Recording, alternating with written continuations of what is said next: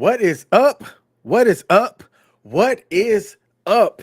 It is Sunday, June the 11th, and we are live here at WTF Nation Radio. I am one half of your lovely esteemed host this evening for the Sports Bar King. And this way, hold on, that way is my man, Coach. Coach, introduce yourself.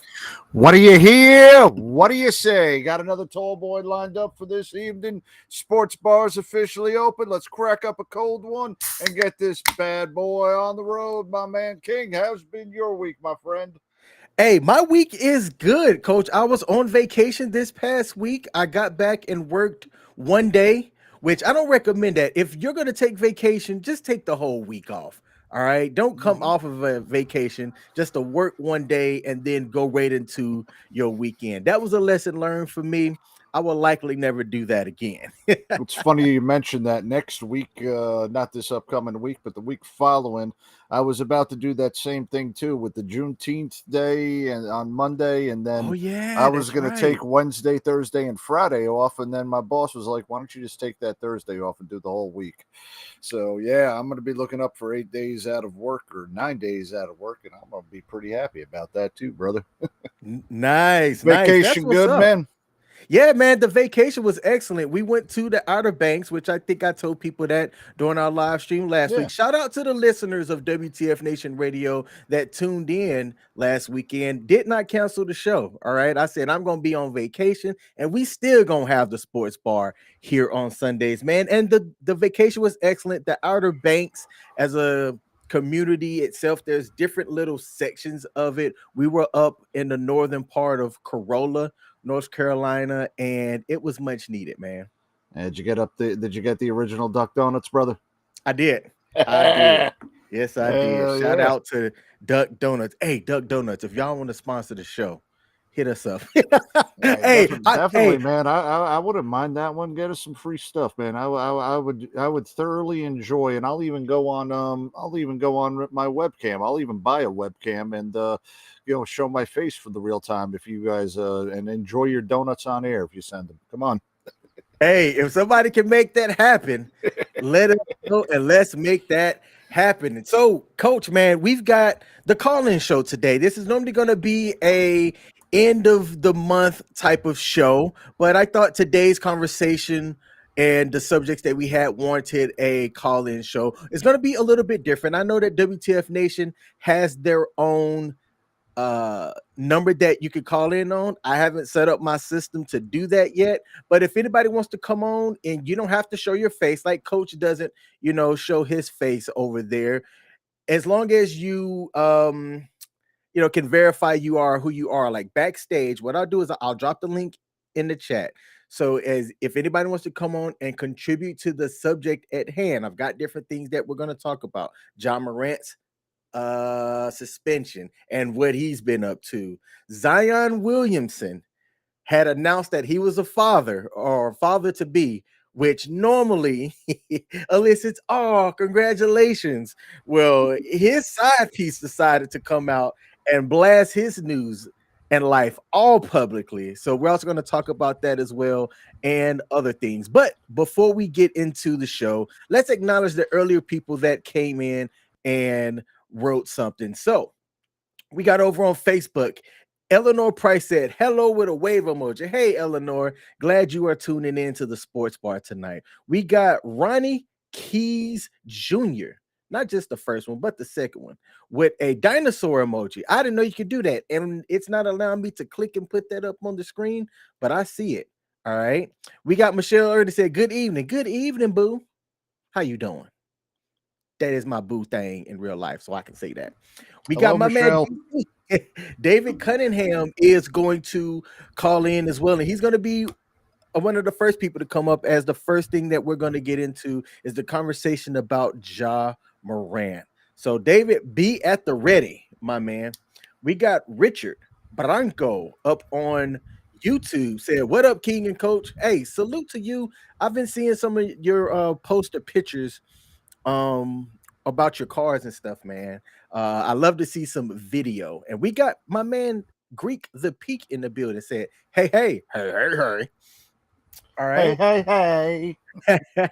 Now, before we get the show going and get set up, I'm gonna get the boring marketing stuff out the way. All right. Well, I'm gonna let Coach do that while I work out some stuff in the background to get the call-in show ready. So, Coach, a lot of the viewers are returning viewers. They watch some of the other shows here at WTF Nation Radio. We're streaming across YouTube, Facebook, Twitch, and Twitter. But let the people know uh Oh, okay. I guess you went ahead and pulled me off. Now I'm the only one up here. All right, no problem. Well, ladies and gentlemen, boys and girls, children of all ages, as you have heard in the past, or if this is your first time and you have not heard this before, over here at U.S. Army WTF Moments and WTF Nation Radio, we come to you live 6 nights a week, starting at 8 o'clock Eastern Time. We kick off the week every Sunday with the Sports Bar with King Smith and myself, bringing you the world of sports. But that is why we're here. We're also here to talk about the great other shows that we have on WTF Nation Radio, which is going in on to Monday with our Monday edition, starring the man, the myth, the legend, the one, the only Ice and Shipwreck. And they will be bringing to you all of the news that affects us in the military community and the veteran community. In fact, if it just broke on the Thursday show, but it would have been a perfect conversation on Monday with D. Treasy getting down indictments on Thursday, and that would have been a perfect conversation. But it's your chance to go ahead and call in and give us your opinion about what is happening within the world every Monday night on the Monday edition.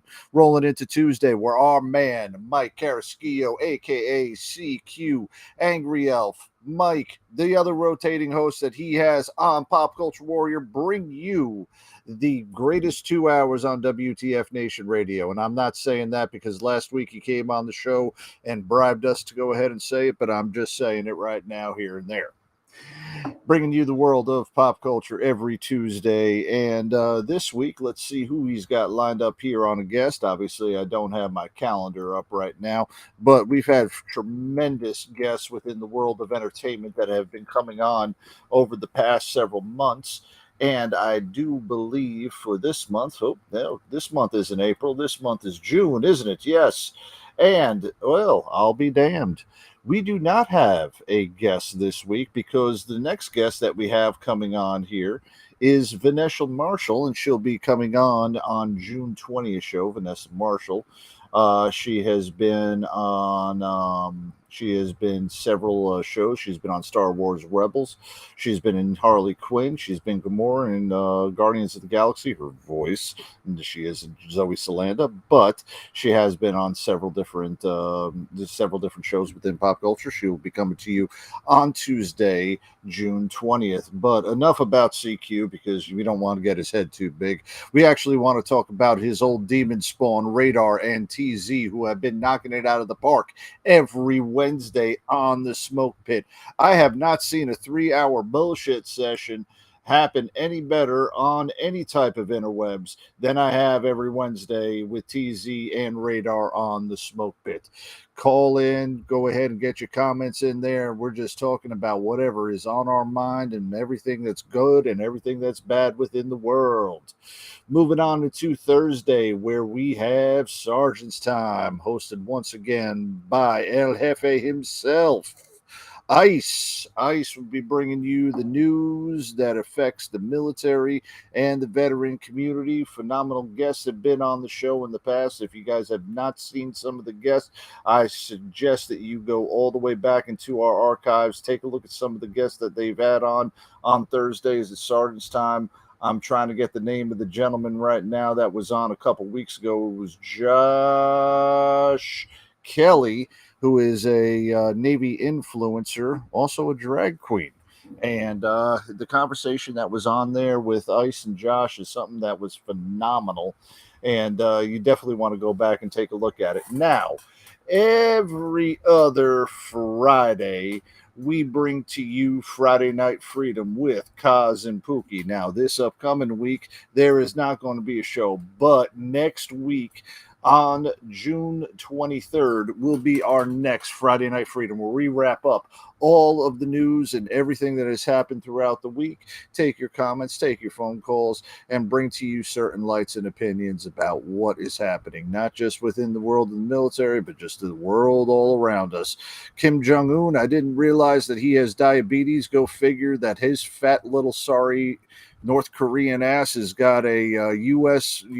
disease, while the rest of his country goes ahead and starves themselves to death.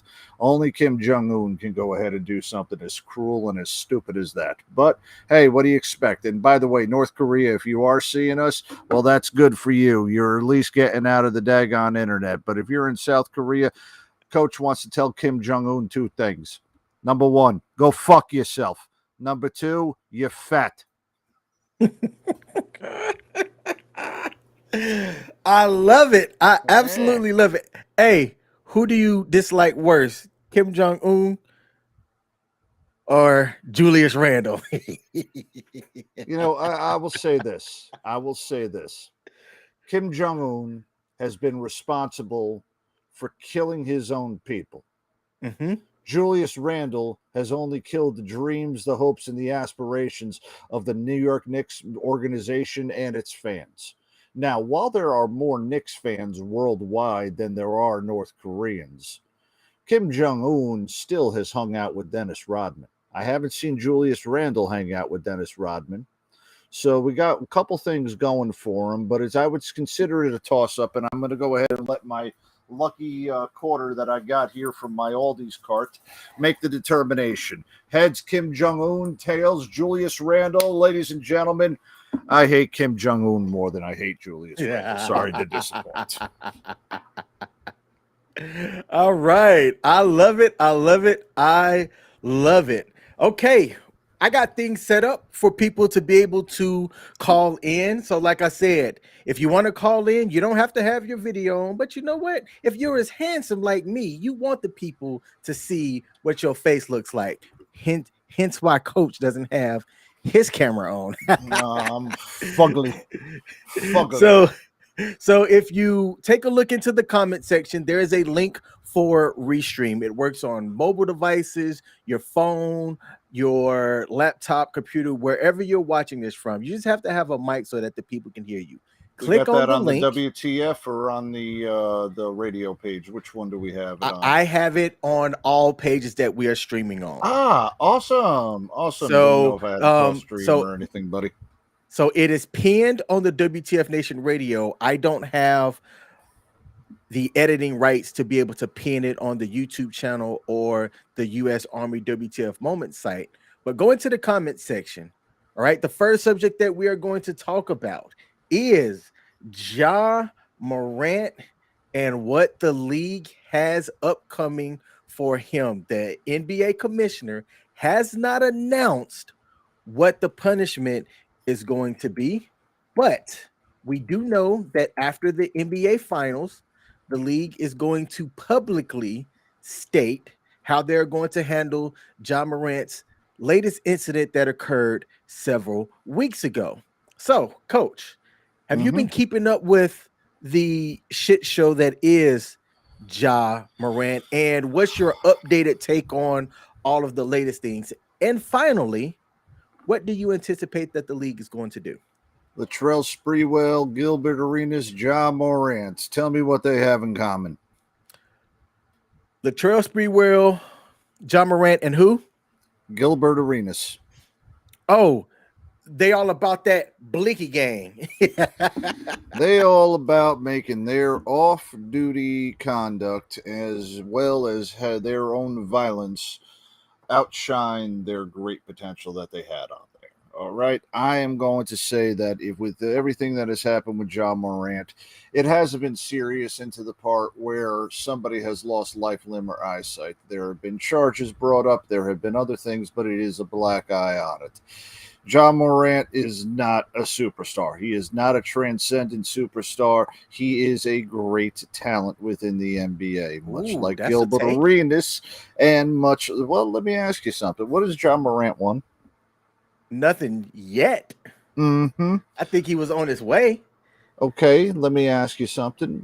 It was What the has he was the what? rookie of the year, right? Okay, rookie of the year. Okay, whoop de damn do.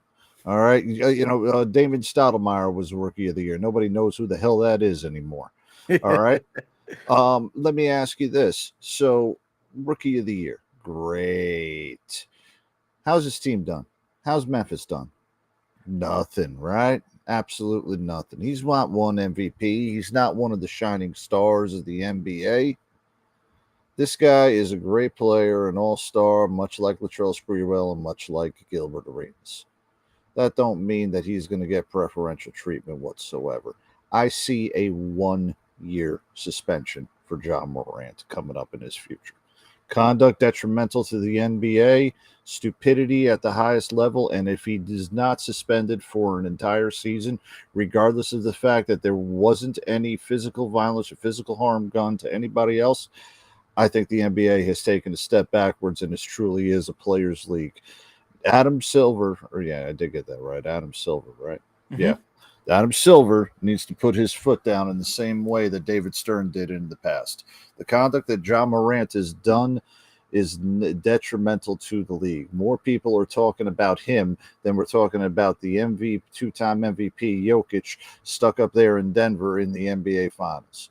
Let's be quite honest. John Morant has gotten his name out there a hell of a lot more than Jokic has with his great talent and him doing the right way. So he's been a distraction.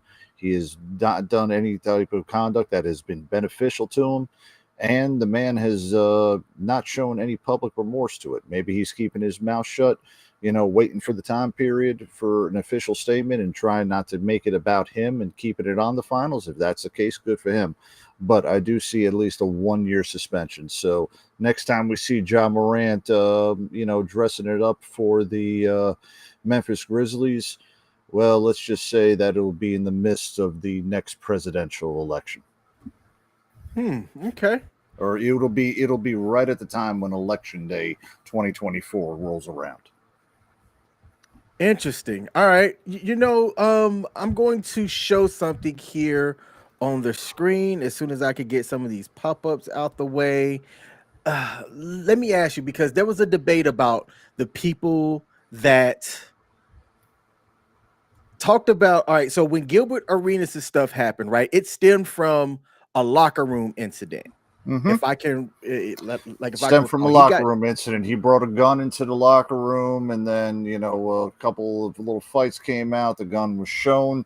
No shots were fired or anything. But then on the court, Gilbert Arenas gave that little gun salute out there right at the same time that he was being investigated for it. And if I remember correctly, he was suspended for the rest of the season and then the following season as well. I'll go look it up right now, but I'm almost definite that's what happened to him. All right. So, have you heard of the name Chris Kaman? Kaman. Yes, I do. I do know about Chris Kaman. I remember his little issues that he had during the years as well. Yes. What issues did he have? All right, hold on. Now I do know that he was also part of the. Oh, excuse me. I do remember when he was also on the Miami Heat as well. No, wait a minute. Was he on the Heat? No, he wasn't on the Heat. Chris Kaman was over on daggone it. What was he on? He was on the Clippers. I remember that. Let me look him up. I'm trying to remember his the issue that he had out there, and I'm sure I cannot remember all right, so go ahead, buddy. I cannot remember right now. I'm Okay, sorry. so I'm going to show. Let me see if I got the right one. Here we go. Apparently, yeah, you know how the internet can be. So while Chris Kaman was an active player, and this is 2012, 2013, and 2016, he on his personal Facebook page and stuff would always share photos of him with guns and things, right? If you look at these Hmm. three pictures here, these were all clipped from his personal social media pages. Yet he never saw any suspensions or had any controversy dusted up for his, what is it, the second Amendment, as folks want to claim with guns and Second stuff. Amendment, right? Second Amendment, right? Yes, understand that. Yeah. So, do you think that it's right that people went to go find this guy and try to compare him and Ja's situation and draw a parallel as to why Chris Kaman several years ago, right? Hmm. This isn't recent. Like there's been school 7 shootings and years all ago. other Yeah. kinds of things, that have occurred since then. Do Yeah. you think that is right that people went to go make that comparison, and were they right or wrong to do it? Well, all right. And I'm just taking this off of what I have seen. I don't know the entire situations behind them. So I'm looking at two of the pictures. One of them, and it looks like the second one, I'm going with the big one on the left as well as the second picture right there. It looks like he's in his own domicile doing that. Now, the third picture, it looks like he is actually in a store trying to go ahead and make another purchase for a weapon. All right, understand that one. I'll ask you about this. Where was John Morant when those videos were taken of him waving around a gun? He was out in the public. Am I correct? Yep. One was out in the Okay. public, and the other one, he was in a car amongst some friends. All right, in a car amongst some friends. Now, I'm going to say a little bit just off of surface. Off of surface, it looks like Chris Kaman's got a little bit more of a controlled environment in which he is professing his guns. Now, that being said, I'm going to take you all the way back to 2000 and know that there was a murder that was done by an NBA player, a guy by the power forward by the name of Jason Williams, who was messing around with a shotgun in his house in New Jersey and killed his butler. All right. It was ruled a homicide. I don't believe he spent any jail time or anything like that, but that was something that ended up happening around there, and gun violence has been happening. It's nothing new within the NBA. That being said, he is posing with guns in a manner that it looks like it's a little bit more controlled than it was with John Morant. Do I think there is some type of racial divide? I don't want to answer that, but I do think there is a little bit of racism inside that. Because if you're looking at what Chris Kaman is doing, obviously he is whiter than, a turkey sandwich covered in mayo. But that being said, Chris Kaman is also not as high profile as John Morant is. And is Chris Kaman doing so in a manner that is threatening with what he has? Well, he's pointing the gun. I hope that is unloaded over at the camera right there. I don't think he's going to shoot the guy that's behind there because he's in a gun shop, and I'm pretty sure that the guy right behind him is also packing. Like I said, I'm taking stuff on face value as context and just looking at the pictures as well as looking at that. There might be some things that are on there. You definitely can see where there's a racial divide in between that. And I can understand that because one person's white, one person is black. That being said, I think we're comparing apples and oranges, though. I don't think it is selective outrage in that case because the person who you were looking at with Chris Kaman is doing so a little bit more in a controlled environment and just showing what he has as far as his rights to doing it. You know what? And I'll bring up another thing, too. You know who else also used to pose pictures with their rifle and with their gun? It's going back in the day. Carl Malone, country ass boy over in frickin' Louisiana.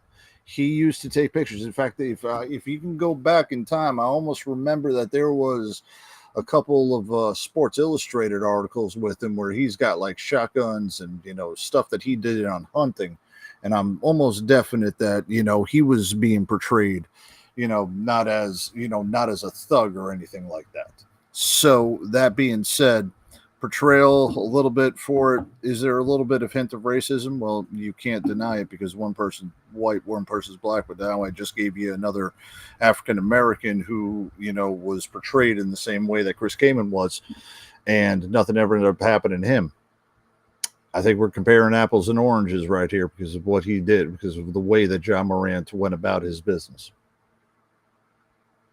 King, I think you're muted, buddy. Thank you. That's actually an interesting thing that you brought up about Karl Malone. I found this guy's take on Twitter, and I thought that it was an interesting one. So this guy, Pro Flowmore, over on Twitter, and I'm not going to put it up, but I am going to read it. He said Karl Malone is a huge hunting gun guy. Pictures of him during his career with guns. He has a tactical shop. There is an NBA inside stuff with him hunting. And I remember that piece. It was him basically talking about why he likes to go hunting and things like that. And the NBA did that Yeah. marketing piece on him. And it says that, and he said that Karl Malone is awful for a lot of other things. He's had some stuff come out that didn't have to do with sports about, his personal life and things like that. But we're not talking about that. This guy ended it by saying it's not Ja's gun that's the issue, is that he's an effing idiot with his gun. And I want to take a step back and I'll say, okay, all right, let's say, so it's okay. I guess society says it's okay if you're wearing your orange vest and you're out in the woods and you're hunting and you have your gun or rifle for that. But it's not okay to be rapping in a car with your friends, holding up the blicky, doing things like this. Is that what I'm hearing, Coach? Is that what society is putting together about gun responsibility? I guess in the case that it is a controlled environment, and now we're definitely getting into murky waters, but I do see the part where controlling the weapon versus uncontrollable situations with the weapon is coming in. Let's go to that part. And we'll compare another thing with the guns. So the Gilbert Arenas incident, and I have it pulled up right here where Gilbert, stored an unloaded firearm in his locker and surrendered it to the team. Okay, he violated the rules. He brought the firearm into the arena, and they suspended him indefinitely because of that, because he was carrying a pistol without a license and bringing it in. And all right, it was January 1st, 2010. Arenas and Javaris Critton had drawn guns each other at the Wizards locker room on a Christmas Eve, arguing regarding gambling debts. So both of them drew guns on each other during that time period. Again, an uncontrollable situation. Like I said, in the same way that Chris Kaman is coming up, as well as Karl Malone, those types of situations are where it's controllable. I will bring this up as a fact of what our backgrounds are within the military. We have to go through a proper storage as well as a proper clearance in order for us to use our weapons. We are highly trained with those weapons, and we utilize those weapons in an uncontrollable, controlled environment with enough regulations and a proper way to do that.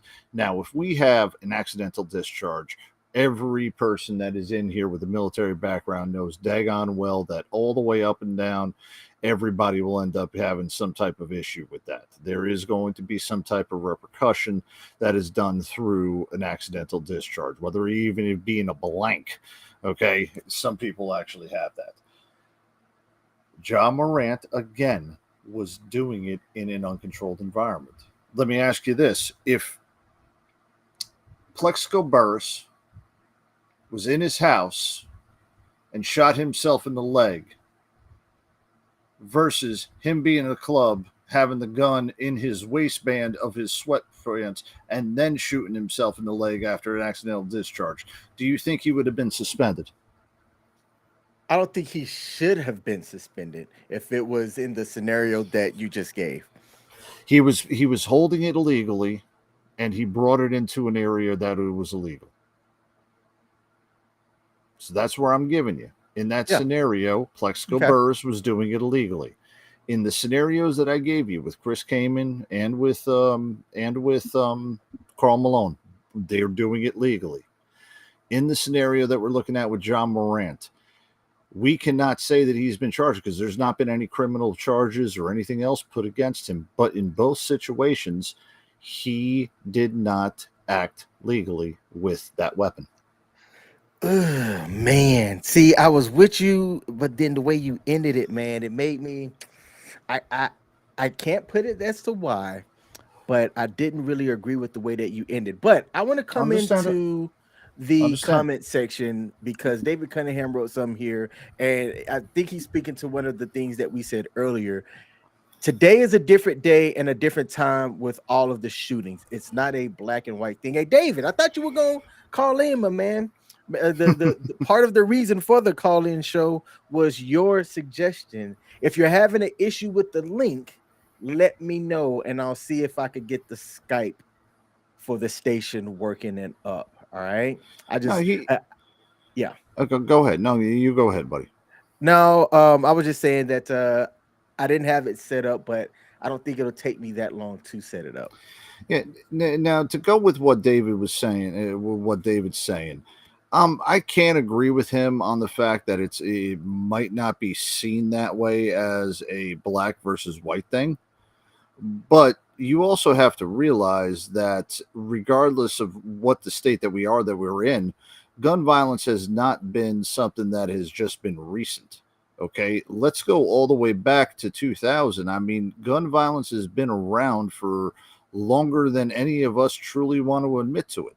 The hyperpolitization of our society has made every single incident something that is deemed newsworthy. But the violence that has been happening with guns has happened for a long time. I can go all the way back to 99 and remember exactly where I was when the Columbine shooting happened and when I heard about it. That happened long before John Morant ever, brandished a gun over in the streets of Memphis. There has been gun violence going all the way back for all this time period, and there has been, and this is coming from a honky, there has been a little bit of more of a bias against African Americans when it comes down to gun violence than it does coming from white people. There is some honest truth to that. If you take a look at some of the mass shootings that have happened, and yes, there have been mass shootings with African Americans as well as with white people. We're also going into other minorities. Doesn't matter what the hell we do with it. But regardless of that, when the way we look at it, there has been a more of a bias towards the African American community when it comes down to gun violence. So there's history behind it. It's not a perception type of thing. There is factual history that I am stating about this. And where you're comparing Chris Kaman to John Morant, well, there is one, that there's a clear delineation right there. It's as obvious as the nose on our faces. So regardless of the way we are with society is going to see that. If Sportskeeda would not have planted that up with that little hashtag that he had, I think it said double standard on there, if Chris Kaman was African American, or if he had brought back something like from Karl Malone.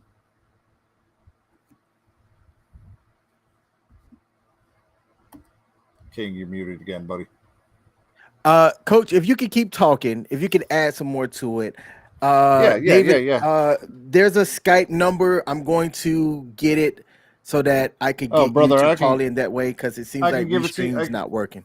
I can give it to you right now. No. I know the number. I don't have the login, and I need to have that up on my side. Yeah. Gotcha. So, if anybody on the station, Ice, boss, happy, come on now, buddy. I'm about to tag him behind the scenes so that he can see it. We can get the login information and get you to dial in that way. I know that Restream has some issues. I got you, King. And you know what? During this time period, I'm actually going to go ahead and I'm going to start reading some of the comments that are coming up on here. And you know, I'm bringing up what is saying about. I'm going to go with just off of what Charles Rosigny put in there. But it's the recent incidents with guns that have caused problems with the responsible gun owners.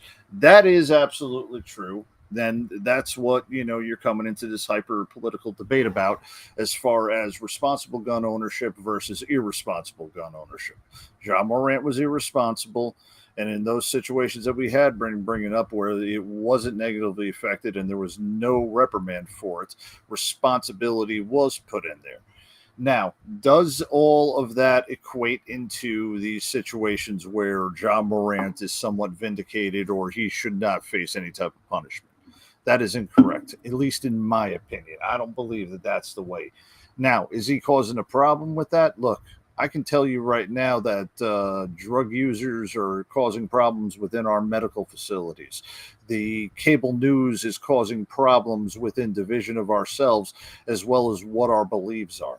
So yes, there is correlations that come down to it, but that still does not give John Morant any type of out whatsoever for it. And I do believe that suspension is coming for it. People are going to cry racism. People are going to cry that there is a double standard, but we can't change everybody's minds that are happening through there. And this has happened all throughout history. And somebody says it has to be done, but you're not going to get everybody together unless everybody is coming together underneath a common cause. And with the difference of opinions, we'll never be able to have that out there.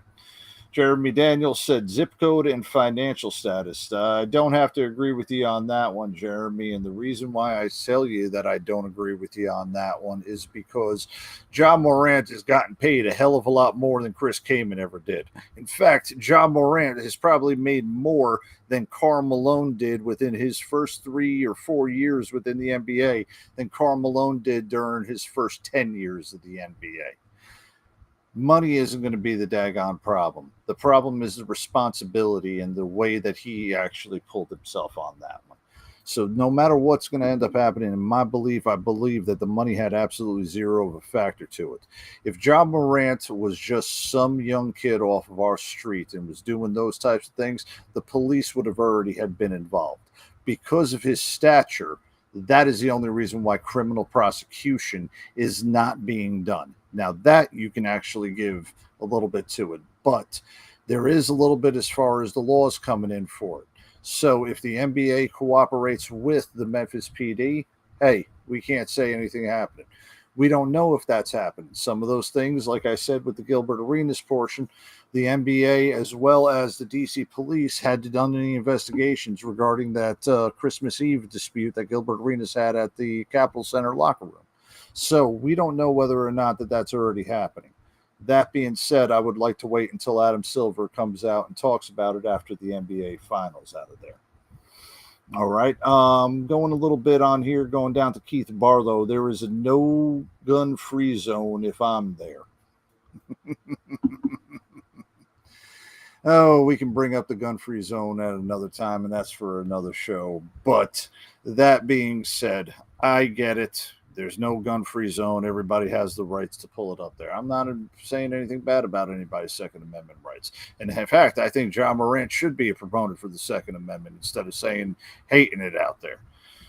You know, and the irony of the irony is that a lot of the people that get arrested for these gun charges vote for people who are completely against any type of handguns. All right. I'm just going to say that, but that's the way the hypocrisy of the world that we have that's on here. Going back to over here to Jeremy Daniels, if due to safety neglect court martial.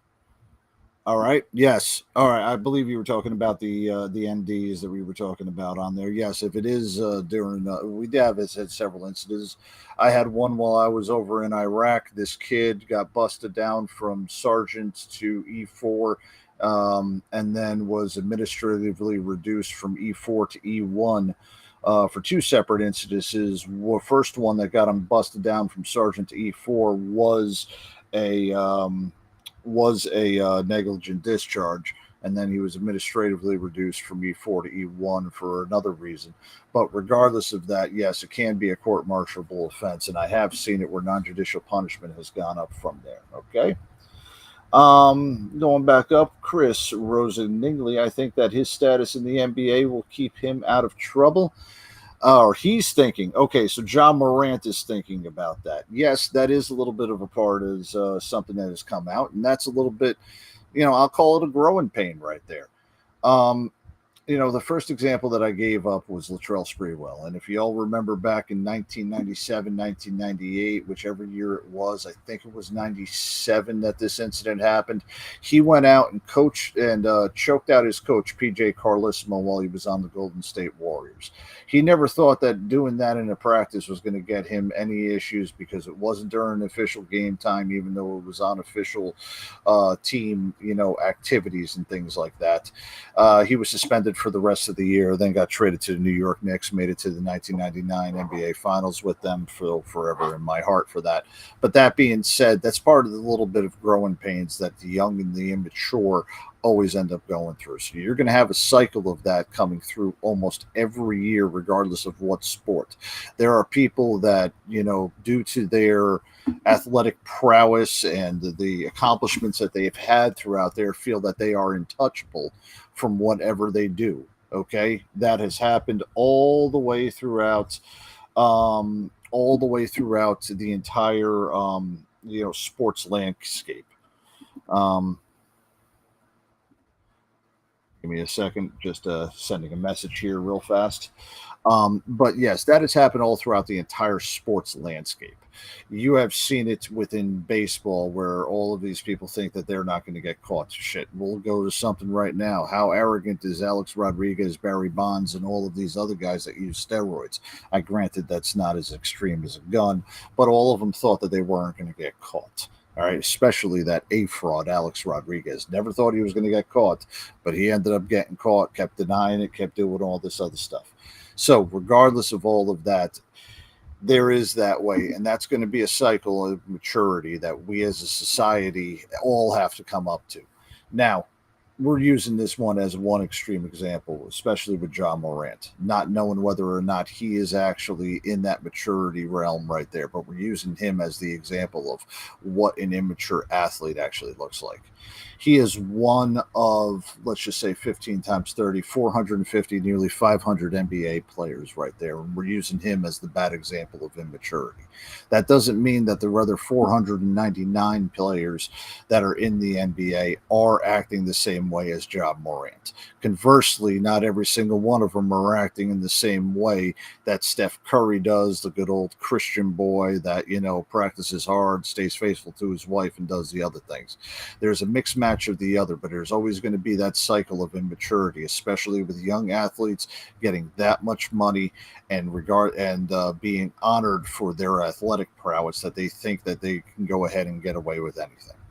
Hey, look, even us as veterans, we feel that same way too. And if you don't believe me, on the way back home or on the way back from a deployment or on the way out of the military, a lot of us think that we were untouchable. We were able to go through one of the most harrowing situations that any human can actually go through, and we felt untouchable at times. Didn't think that our deployments and what we did in the military was going to get us out of here and not hold us accountable for some of our stupid actions. That's why there All was a right. lot of DWIs and things like that ended up getting prosecuted.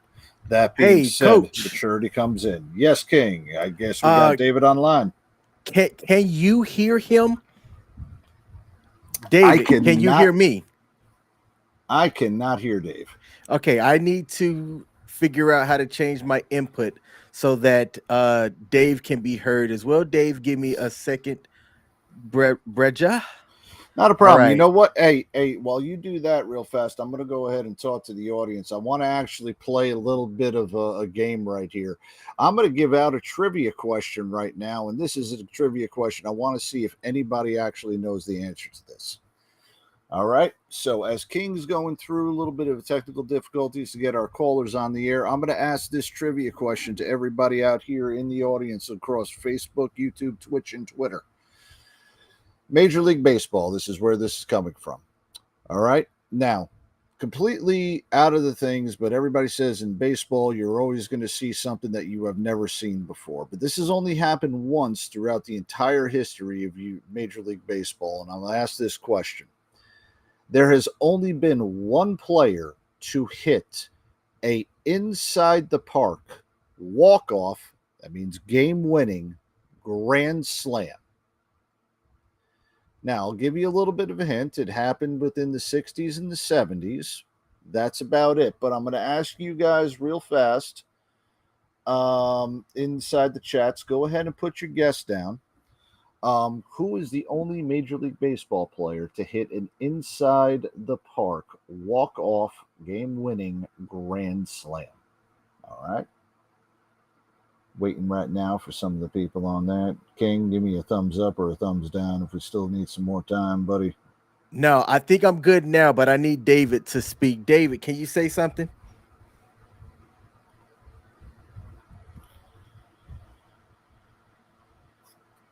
And now, King, you are muted, buddy. At least I can't hear you. All right. So, ladies and gentlemen, no, Heath Barlow, Darryl Strawberry did not get called up until 1984. Yeah, I couldn't hear you through the chat output. So I am going to have to figure out why you aren't able to come in through here. All right, no worries on that one. But yeah, Heath, Daryl Strawberry was not until the 80s. I'll give you guys another hint. I told you around the 60s and 70s this player was in there. I will tell you that this player ended his career with 3,000 hits. He's a member of the 3,000 hit club. All right, should get a little bit more. We're talking about the 60s and 70s. Got you all on that one right now. Okay, yeah, sure. Hey, coach, I am going to hear Dave speak here and then just kind of give a summary and then come back and try to do the Skype thing later on. Dave, go ahead and I'll like relay what it is that you have to add to Ja.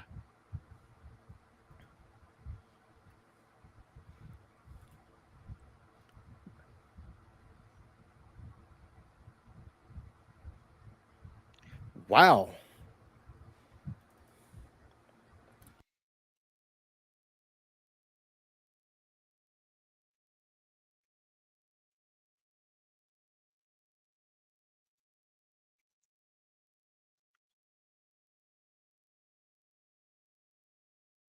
Nice.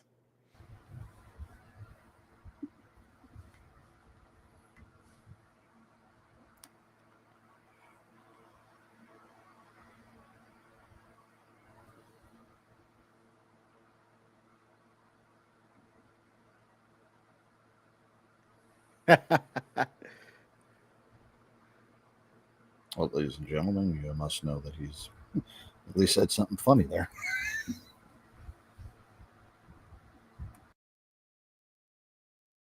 Exactly.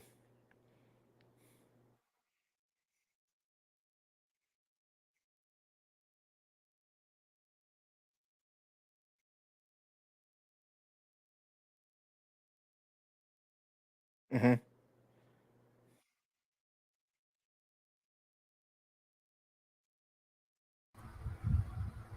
Michelle, right now, King's David's on the other line, and where he's getting all the information that Dave wants to say online real fast. So he'll be right back. A little bit of dead air. Sorry. Yep.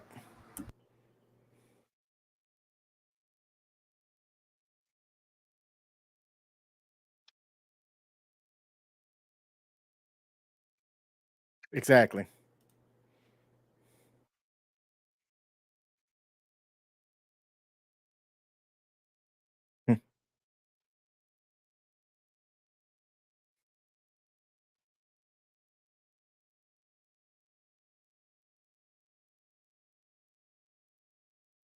Hmm.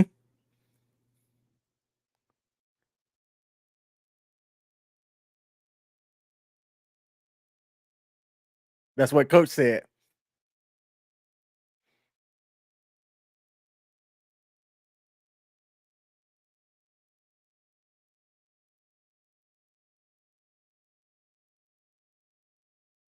Exactly.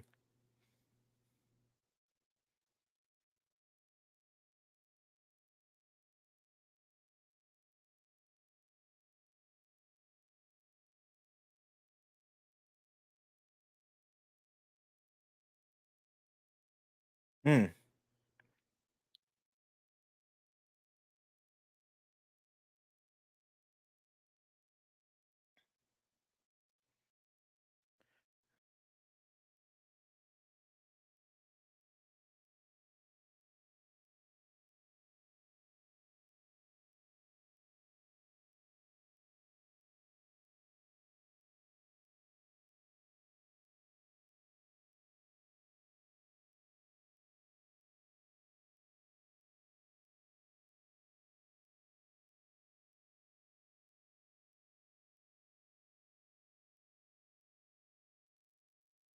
Yep.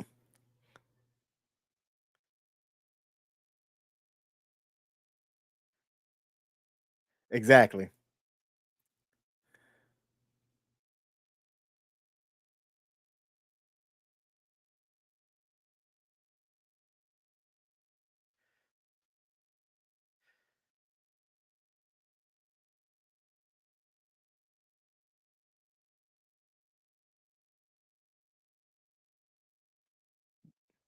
Nope.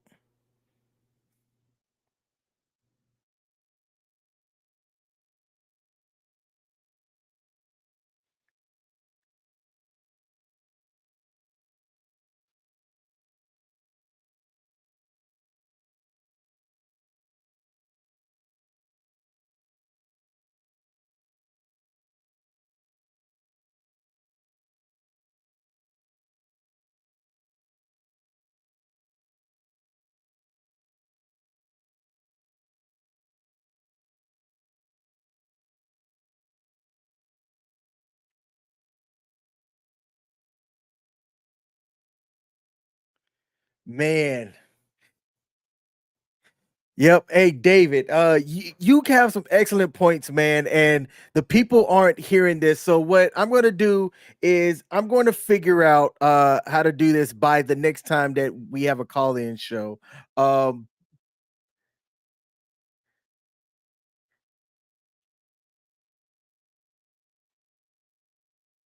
Yep. Yep.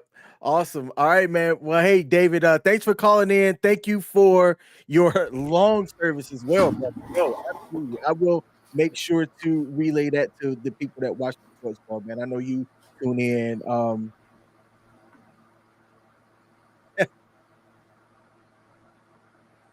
right, brother. Thanks, man. All right, see ya. All right. So David had some excellent, excellent points. Let me make sure that I close this out here and bring that over. And my Skype is now bugging. Coach, can you hear me? I can hear you, buddy. All right. I was hoping that I didn't jack some things up, man. So first of Now we all, just had dead air for a couple minutes. We were all right on that one. Thank my you bad, all. Thank you all man. for staying with us while we had this little bit of technical difficulty.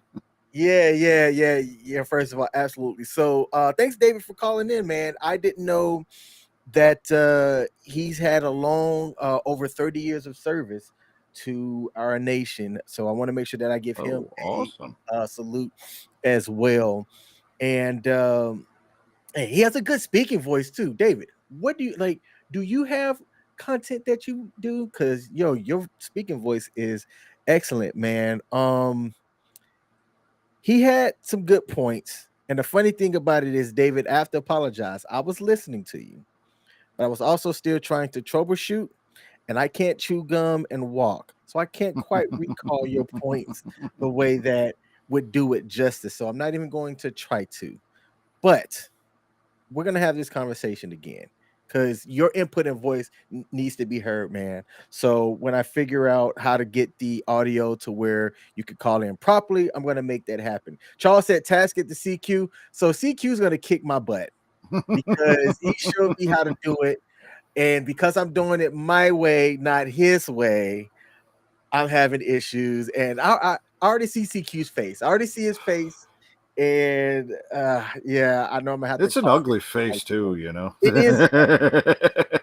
It is an ugly face, man. All right. So he was telling me that he was having issues with the restream link because it was saying that his microphone and camera was in use. Now, I do know that you have to set your permission. So if you're one of the people that you have all of you, like you have your phone locked down, right? Because I experienced this with a buddy of mine. He works in Intel and he knows how these microphones and stuff on phones can work, where you have to make sure that your permissions are set to where your sites can access your microphone at least so that you can use it. And he had to basically take his phone out of lockdown mode to turn the permissions for his mic on and then use Restream to be able to do it. But I'm gonna make sure that we get that fixed for the future so that the people can call in on a call-in show. All right. Now, coach, Yes. I'm gonna go to the next subject. All right. Gotcha, brother. Just like you, I'm curious to see what the NBA is going to publicize once the NBA finals are over, which might be tomorrow because the Denver Nuggets are up 3-1 over the Miami Heat. And I have to say, I had money on both teams. I bet on Miami just before the playoffs started because they had one of the lowest odds to win. So a $1,000 bet at the time could have netted you 24 grand had they won the series. Now, at any point, I could have lost my money, but the Heat kept advancing. It kept advancing. Like, oh crap, I may cash this out. But I made a punk move, man. So I did a DraftKings bet. Mm-hmm. And I put $1,000 on the Heat. I had $1,000 at the time, right? And I Oh was yeah. okay with losing that money. Well, just before the finals started, the DraftKings Sportsbooks was offering a payout of 4 grand if you took the payout then versus waiting to see if the Heat would actually win it out. So there's your gamble Ooh. right there, right? Do you take the money that's right here, 4 grand off of my initial 1 grand and cash out, or do you wait to see if that 1 grand is going to turn into 24,000 if the Heat actually do win? There weren't people that thought that they would have made it this far. What do you think I did? I think you decided to let it roll. You decided that if I'm gonna win it, I want to win it big. Let it ride, and you already had the thought that that $1,000 was already out of your account, and it didn't matter how much you ended up winning out of there. But you were gonna go for the whole enchilada, didn't you? Man, so people that know me know that that's how I normally would ride, man. But I have a daughter that's turning 16, and this summer is looking to be an expensive summer. So actually, that $1,000 to 4 grand looked mighty enticing. And I conferred with CQ, I conferred with Mad Mike, who's one of Pop Culture Warriors co-hosts and stuff as well. And I decided to take the guaranteed 4x. Ah, Yep. smart man, smart man, smart man.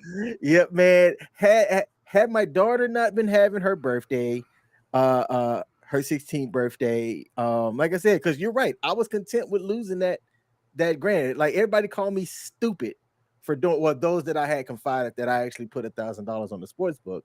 Because I usually don't gamble that high, but sometimes you gotta bet big to win big. Oh yeah. Uh, Everybody at the time called me stupid for doing it, which it wasn't a smart. Like, let me admit, don't be me. Don't be me. Do not bet money that you also need to use to pay rent or whatever other bills and stuff that you have. I was okay Yeah. with losing that grand, but it worked out for me. So yes, just before the NBA finals, you had up until an hour prior to kickoff if you wanted to do it. I cashed out on the sports book and I took the 4 grand. I've already spent all of it too. I used it part of it to pay off debt. I took some of it back because my daughter's sweet 16 is next month. And that shit can Oh, be expensive. oh yeah, that can definitely be expensive, but I'm glad you did. I'm glad you didn't let it ride, brother. I'm glad you didn't let it ride. David said, I would have taken the 75% return. Absolutely, man. Hey, I was like, and it was going, it started at a lower amount actually, but every time the Heat advanced, the amount would higher. So when it came out of that first round, it was like, all right, we can pay you out at it was like 1,800, right? And I was like, all right, Mhm. I didn't think that he was gonna come out of the first round. They beat the number one seed. So I'm like, ah man. And then when they made it to the conference finals, it was like we'll pay you out at 2,600. So it kept going up. And when I saw that 4,000, it was 4,000, I think 300. I saw that 4,300. I said, I gotta take this. I Mhm. gotta take this. All right. David said, King, you needed to tell us. I would have put a couple of grand to make it 6,000. Yo, that would have been a nice payout. That would have been a nice payout. I am going to have on one of my future episodes. If you've never used a sports book before, I'm not an expert, but I use it enough to what I need to do to make it work for me. So I'm going And, to and have an episode about sports betting, hey, right? and one thing, I'm just going to say this for warning on this as well. You know, just in the same way we were talking about gun control and things like that, you know, sports gambling and things like that, it can be done responsibly. We do want to make sure that everybody here does that responsibly as well. So if you are in a situation where you are doing it a little bit out of control, there's always a way to get help for it. Bet. Yep. Coach out here putting out the disclaimers, which he needs to. Absolutely. Because yeah, you can there obviously there's countless stories about people getting with sports betting, and we don't want to be um WTF Nation would not be one of the reasons why. Well, King said Yeah. he was DraftKings, so and did this, so I did the same thing, and I lost all my money. Yeah. Not Anything way. that we talk about, we are no way experts in the worlds of sports books or gambling. We just do it for our own entertainment. Yep. Now I am going to bring up here. Let's do a quick little funny thing, funny haha. And as soon as I can get my Instagram up, I am going to share it. Oh, and So, by the way, yep. just to add this one real fast, somebody put in there Sandy Koufax. Sandy Koufax was a daggone pitcher, so even though right now I am somewhat insulted on the intelligence of that one, I will give you guys the answer to that trivia question. The only Major League Baseball player to have ever hit a walk-off inside the park grand slam is the great number 21 of the Pittsburgh Pirates, Roberto Clemente. Oh, all right. Yes. Coach with the trivia for today. Normally, I'm the one that do the trivia, but Yeah, I Coach put know. the trivia out there. No, Figured hey, no, I thank you give because you a that break on that one today. filled the time that needed to be filled while I get my production over here. You know what? All good, brother. I let my assistant off for today. All right, because everybody needs breaks from time to time, and now I'm trying to get this video to download, and it is not download. Why does stuff not want to work today? I cannot get the things and stuff to work. Oh, here we go. It is downloading. All right, Just so blame it all on Nemo. I'm gonna play this video. All Nemo's fault. Yep. Hey, I'm gonna blame Nemo. Shout out to my guy Nemo. So I'm gonna play this video here, and I can't play the music with it because it will get banned. But I'm gonna bring this up and I'm gonna put it on mute. And this might be the coldest play I've ever seen. All right, let's run it. And I'm gonna make it bigger. That's what she said. And you got this table tennis guy. He's playing. The guy in red's doing all this extra stuff. And watch how he walks off with it. Look at the walk off. He knew he had it too. Run that back. He knew he had it too. All right. Let's do it again. Make that bigger. Pop. They're playing. And see, now it don't want to show. What is up with today's technical stuff? Man, this only happens after every Friday that Friday Night Freedom's on. Kaz and Pookie's gremlins have gone to your computer and they're out of theirs for right there. Yep, let's try this one more time. All right, I got it here. I got it on mute. Let's make this bigger. There we go. Watch it. Here you go. They're volleying back and forth. Okay, guy in the red's cool. Behind he spins. Watch this. Confident. I love it. I absolutely love it. Wow. Now I thought that was dope. I haven't seen somebody play that ping pong so calmly since Forrest Gump. Yeah. All right, let's see. And I think I got one more post here.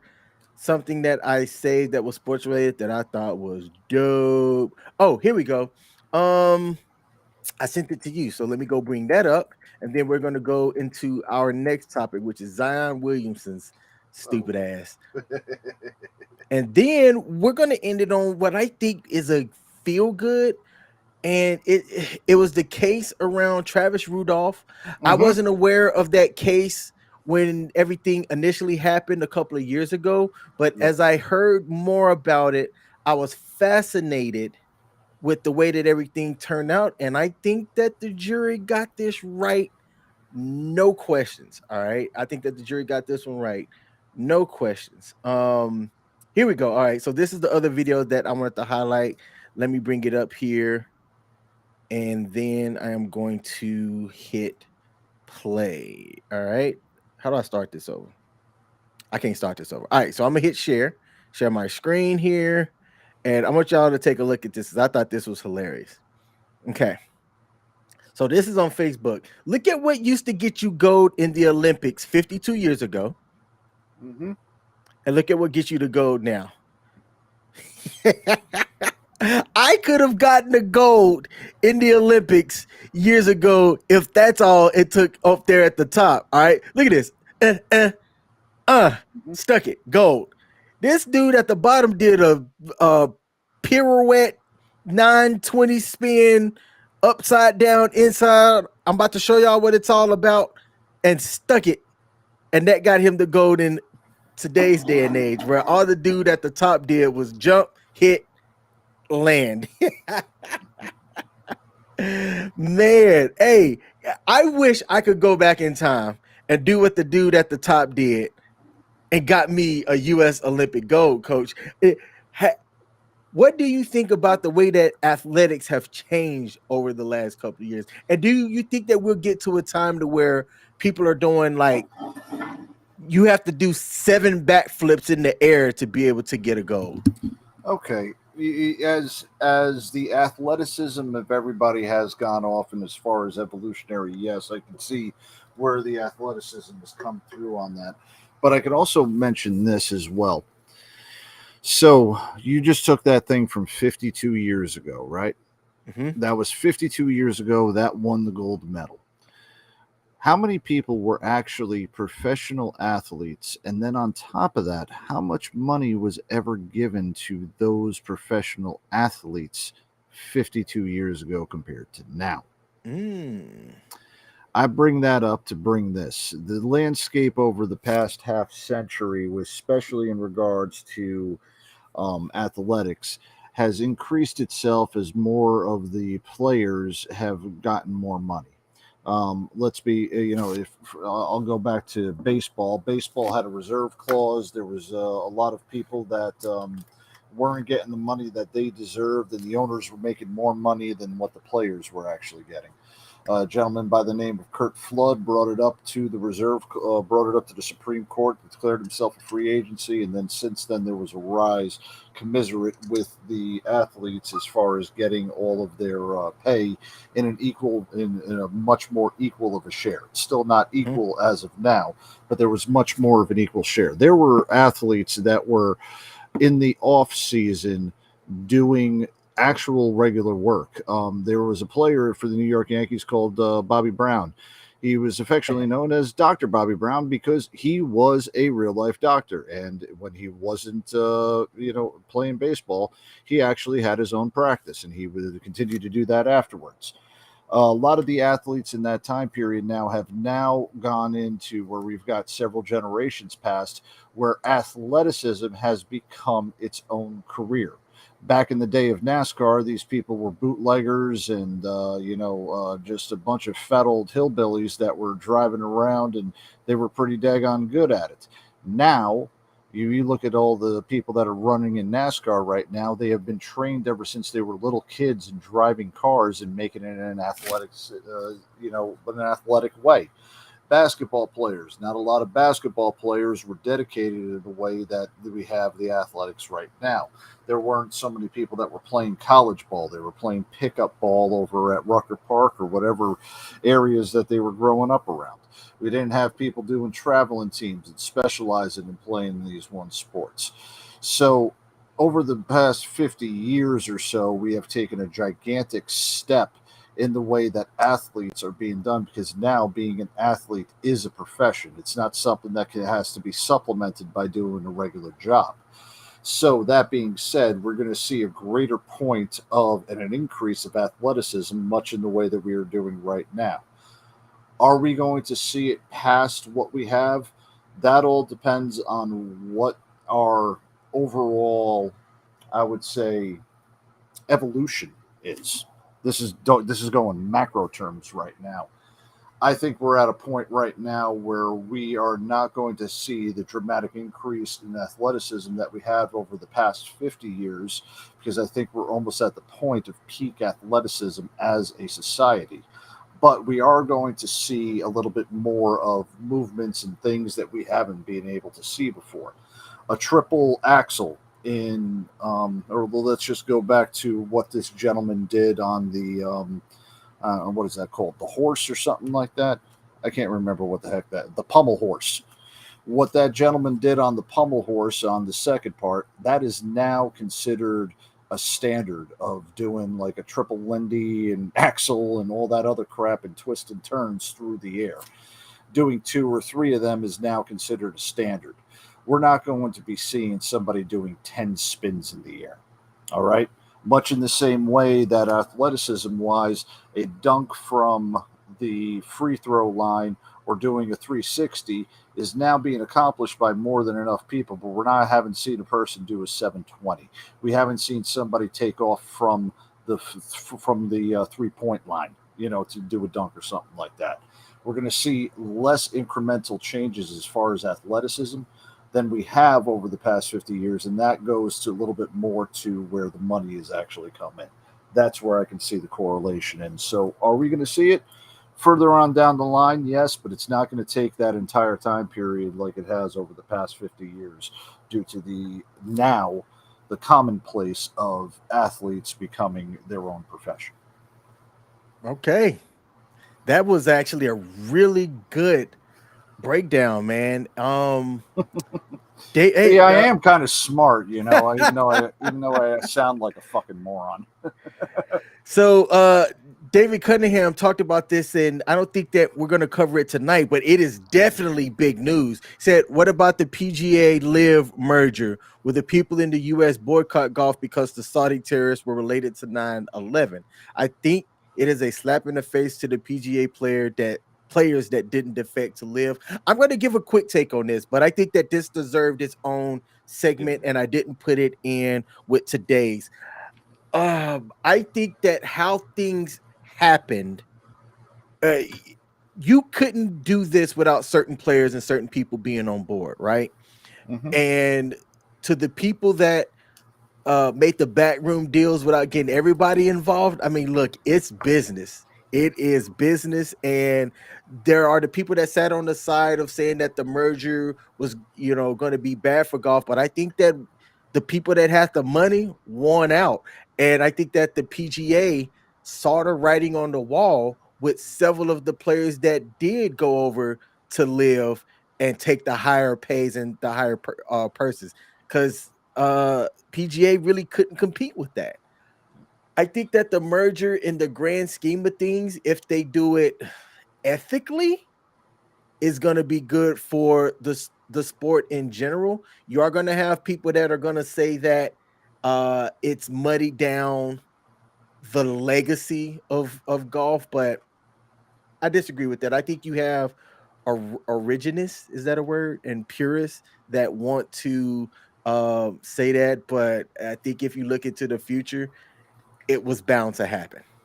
I think it was also bound to happen too because Saudi Arabia has become the absolute biggest major player in the world of professional sports. Saudi Arabia with this Live Back tour, and we can talk about all of their human rights violations and everything like that. And I'm not saying anything bad about the United States, but apparently on the world stage, we don't have the rightest and the greatest human rights, record as everybody else. Nothing as bad as Saudi Arabia. But that being said, just earlier today, Manchester City just won the UEFA Champions League club. Their biggest backer is Emirates, which is a Saudi Arabian country. Their owner is from Saudi Arabia. A lot of the players now, once they become free agents over in the professional soccer realm, are getting a little bit of pull from Saudi Arabia coming through them and getting money from that. Saudi Arabia has hosted Formula One races over on tracks that they have designed just to get them out there. There have been human rights violations left and right until, with Saudi Arabia. Saudi Arabia is also the one of the world's richest countries, much in the same way that Bahrain, Qatar, and other Middle Eastern countries are going with our dependence on the oil and the oil reserves that they do hold on to it. So they're making their claim about that. And if that being the case, you're seeing this over in America as well now too with the Live Tour. We are getting a little bit more of selective outrage when it comes down to Saudi Arabia because we're talking about what happened with Jamal Khashoggi and what everybody is doing over there. But this is also part of that big globalization that everybody really loves. Is that everybody wants to have a world economy, so we can't have our daggone cake and complain that it's making us fat. With the way that we are pulling out everything within society and gearing towards a globalization instead of a segregation within the country, then at that time we have to take the bad parts about it. And while we have different culture, values, and norms than they do, have to be a little bit less ignorant in the fact that these people have already been on that stage and they've already been able to do this. It's not anything new. They've been doing it for a long time. Do we have to accept it? Well, yeah, we have to accept it. Do we have to like it? No. And I don't have to like it. And I'll be quite honest with you. It's fucking golf. The only thing that is more boring than watching golf is watching two frogs fornicate in your backyard. Okay? There is it's golf, come on. You want to talk about an elitist white man sport right there? Let's be quite honest with you. You're going to you're going to stand in front of it, hit a ball, then walk after it, hit it again, and then try to make it into a hole. For crying out loud, it is the daggone. I'd rather watch darts than watch golf. Okay? There is no superstar that is making me turn into golf the way Tiger Woods was, because he was a transcendent athlete. He isn't even the same way he was right now. And I swear to God, golf has gotten boring ever since Tiger Woods decided to, get some strange from his nanny instead of his hot Scandinavian wife. Hey.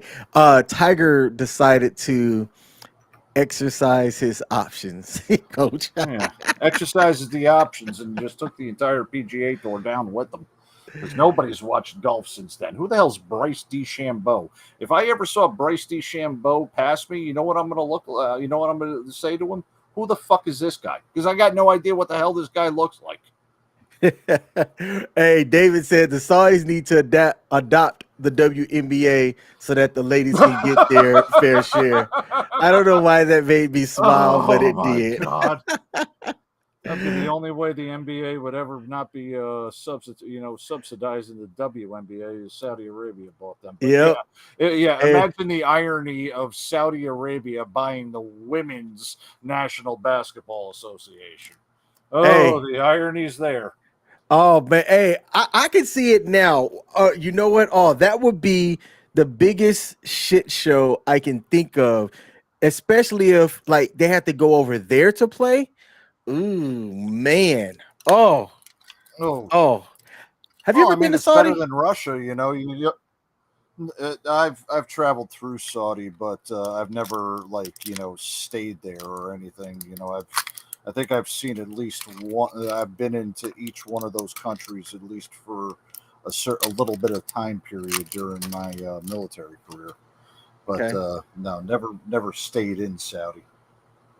Same. I've flown over and through, but never stayed there. I was just curious. Charles said he'd rather watch paint dry than watch golf. Yeah. And hey, shout out to Kaz. Kaz is in the building on Facebook saying Happy Gilmore is the greatest golfer ever. I agree with that. 100%. It goes Happy Gilmore, then Tiger Woods. Hey, Tiger has its own game. Have you ever played any of the console golf games? Yeah. They're fun. Oh yeah. God, this is definitely aging myself. So it was about 15 years ago when the Wii came out. Tiger Woods PGA Tour 07 or 08. Man, that was a hell of a lot of fun. I even had the attachments to it, so it was like I was actually swinging. And I always played as Tiger, and I always shot at St. Andrews in Scotland. You know, the birthplace of golf. That was always my oh yeah, I loved when it was those games. But you know, then like I said, Tiger decided to get some strange. All right. Hey, let's get some quick news here before we go over to Zion. So, quick news right now, there were several baseball games that were played today. It just ended the top of the eighth. Boston versus the New York Yankees. It is 2-2. Do you think that this game is going to go into overtime, coach? Oh my dear God, that you just made my ears bleed by saying it's going into overtime. Do What I you got for think? us, man? Do I think it's extra? There will be extra innings. You mean?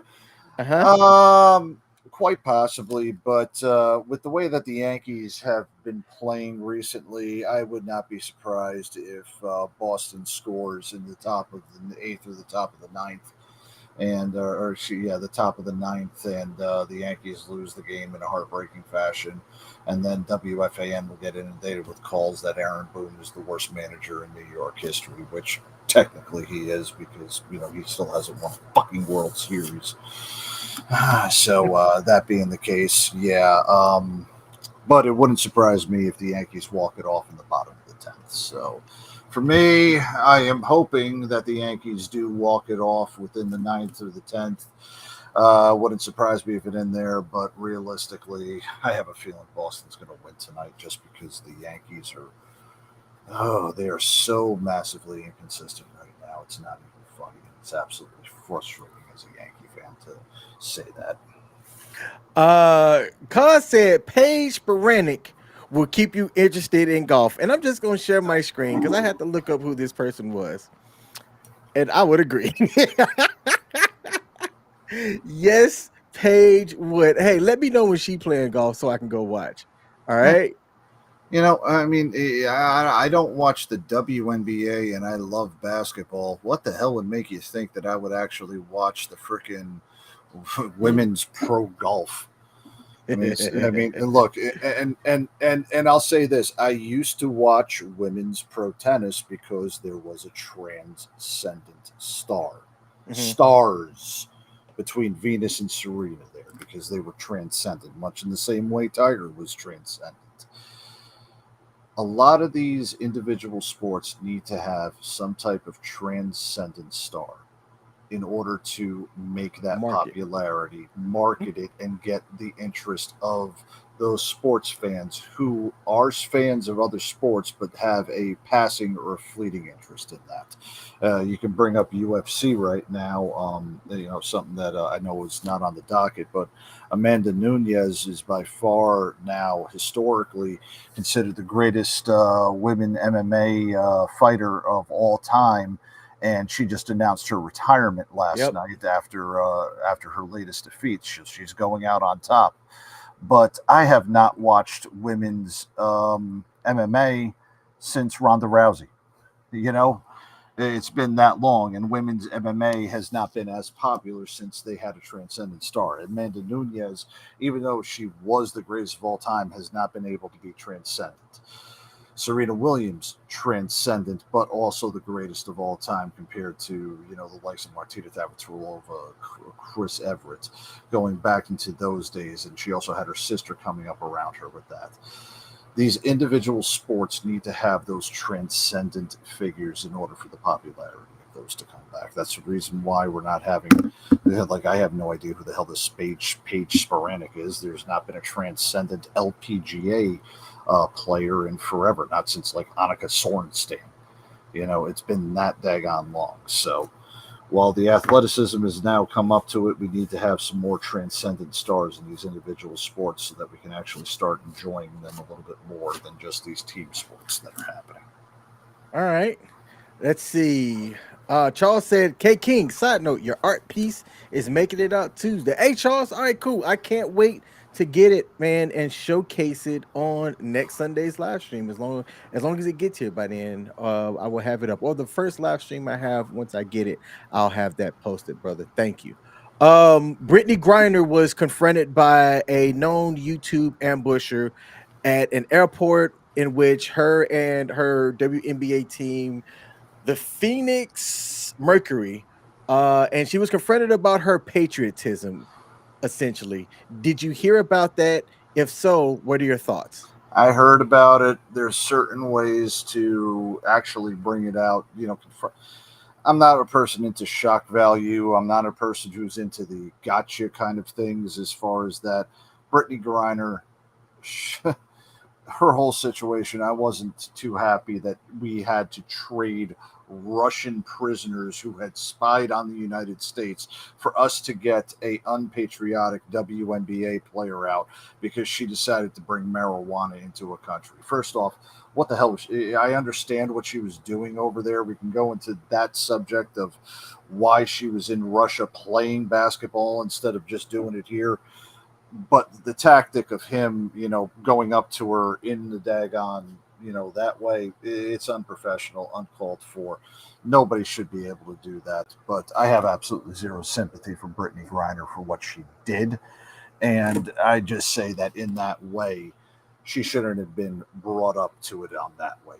But the content was okay. It was just the content and the reason why he was doing it was okay.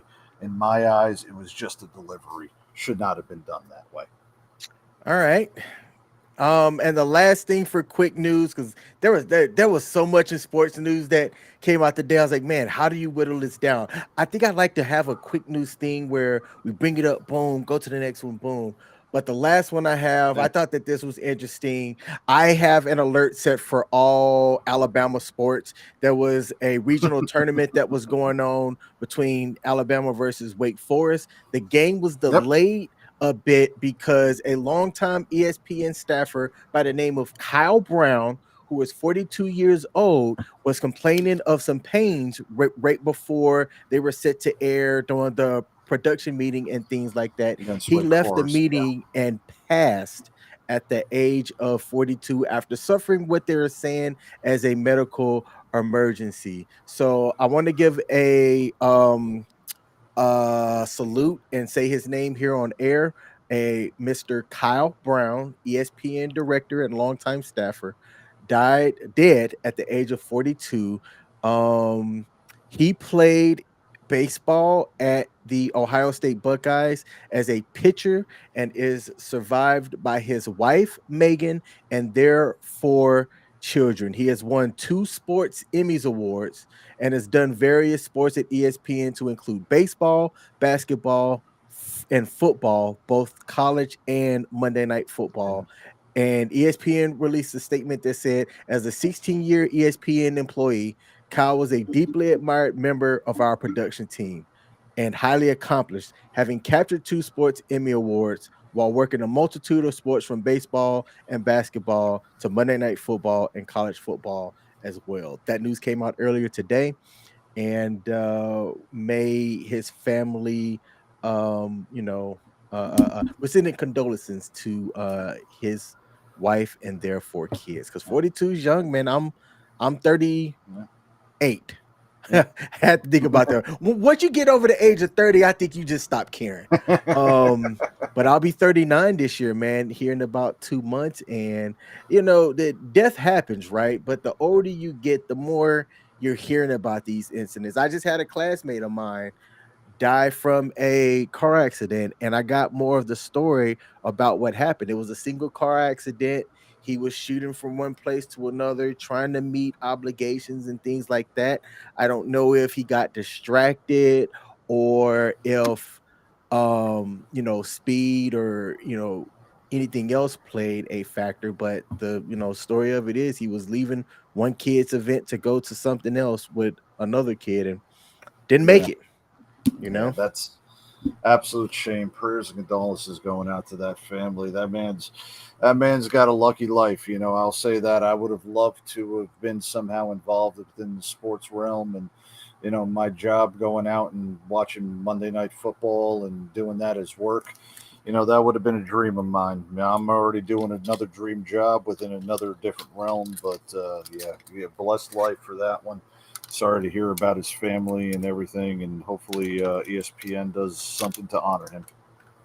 Okay, we got two more segments right? We're gonna start off with Zion Williamson and the shit show that has came out since he announced that he was a dad to be. So if you don't know who Zion Williamson is, he is I don't, can you call him an NBA superstar? I know the potential's there, right? But I don't think you call him a superstar yet. No, Not yet. no, because he hasn't proved himself just yet, and he's 2 or 3 years outside of the NBA right now, or 3 or 4 years right now within the NBA. He has been off the court more times than Greg Oden has, and if you're wondering who Greg Oden is, Greg Oden was the man who was drafted by the Portland Trailblazers right before Kevin Durant. Okay, so let's just be quite honest here. Zion Williamson, right now, because of what he did at Duke, has still been a name, but there has not been enough on the court action and sustenance for him to be considered an NBA superstar at this moment. Hey, look, Zion Williamson had baby mama drama like David Cunningham put into the chat. And y'all, this one had me go sheesh. So this is shared by this was a article written up by Complex by a Mark Ellibert. I want to make sure I give proper I want to attribute the source, right? All right. And he titled this OnlyFans model blasts Zion Williamson for getting someone else pregnant, and in quotes, couldn't even impregnate a real porn star. And y'all, this was interesting. So on social media, right, on Instagram, a lot of the athletes are using their social media and stuff to promote their brands, business, their life, and things like that. And it's a smart marketing move, if you ask me. You want people to be talking about you and things like that. So when it was announced that he was going to be a father by, I don't know, I don't even know what you call his kid's mom at this point, or soon to be kid's mom, because I don't know if she's the main, if she's one of many on the rotation, right? But on his soon to be kid's mother's social media, she posted pics of the gender reveal or whatever and things like that.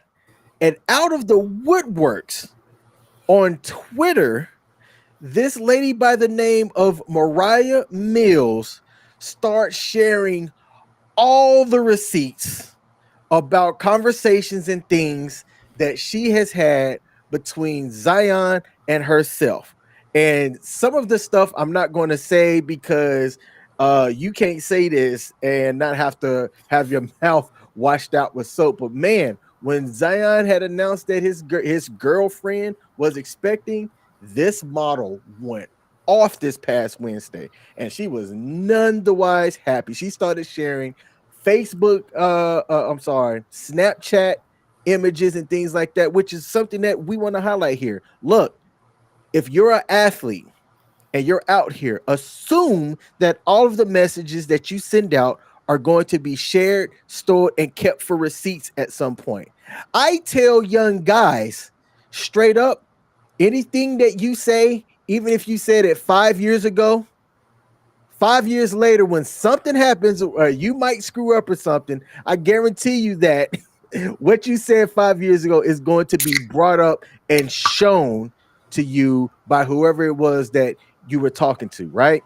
So if you're looking at the screen here, this lady, she's called an OnlyFans model, right? I can't show all of her Twitter because she shows all of the lady parts, and we're not trying to get the stream shut down.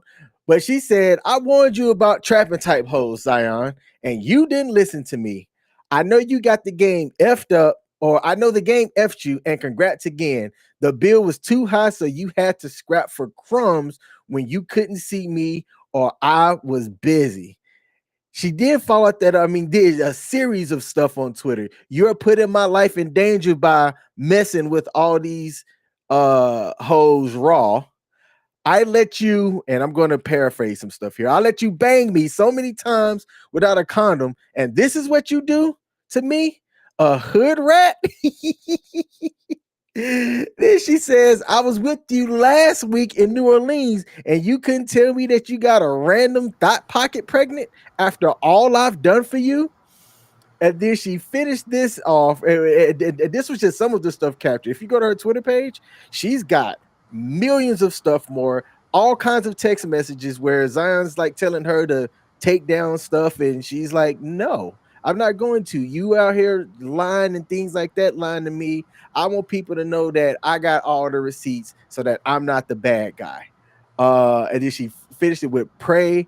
Better pray I'm not pregnant too because I'm definitely late, which she's not pregnant. I think that was just a tactic or basically like, you know, a woman scoring. But when I say she got the receipts, I'm scrolling down here. This is the receipts. All right. Zion wrote, when you move, how much do you expect me to pay you a month? I'm super excited. On her Twitter, which they don't have it in this complex article, but she has a screenshot of her, I'm sorry, of Zion sending her 20 grand. All right. It says wire transfer incoming. And she shared this 21 hours ago. All right. So Zion's got I think young men aren't understanding how to maneuver things. This guy has a chance to have generational wealth essentially. And if he's not smart about what he does, especially if he's not playing games, right? The Dwight Howard was over in Taiwan. He just finished his first year in which they paid him a pretty good amount. And he put up numbers over there. He was a regular like 30 point, 15 plus rebound stat over there in Taiwan where he was dominating. Where he went on to Snapchat or Instagram yesterday because Taiwan uh it has decided to pay him significantly less in year 2. And Dwight felt some type of way about that. So he's trying to come back over and play another season in the NBA to get more money because he felt like he contributed more to where they should be paying him for year 2. But the team president came and said, like, all right, well, I need you available for all games. And they played like 30 games over there. It's not a full NBA season like how we have here. But the reason why I bring this up and I'm trying to make the correlation is that if Zion's not too careful, I'm looking at where he sent her 20 grand in one wire transfer, 25 grand in another wire transfer, $10,000 in another wire transfer. It doesn't show when these were done, but I just counted up what's that? 55 grand roughly that he sent this person for what? Because she looks pretty and he's sleeping with her? I mean, come on.